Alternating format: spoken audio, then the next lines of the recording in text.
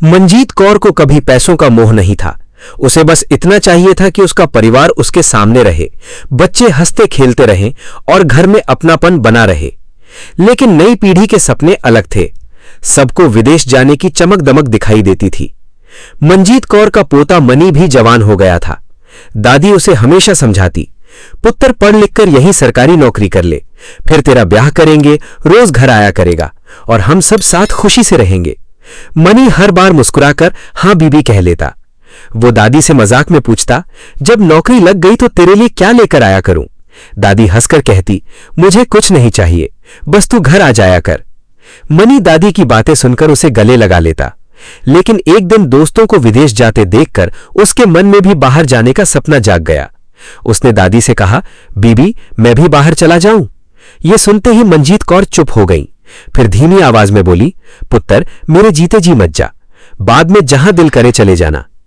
Money उस दिन मान गया, लेकिन कुछ समय बाद दोस्तों के साथ उसने भी चोरी छिपे पासपोर्ट बनवा लिया, वीजा लगवा लिया और टिकट भी करा ली। जब जाने का दिन आया तो उसने दादी से कहा, बीबी बस थोड़े समय की बात है, फिर तुझे भी अपने पास बुला लूंगा। मंजीत कौर ने कांपते हाथों से उसके सिर पर हाथ रखा, लेकिन उसकी आंखों में डर साफ दिखाई दे रहा था।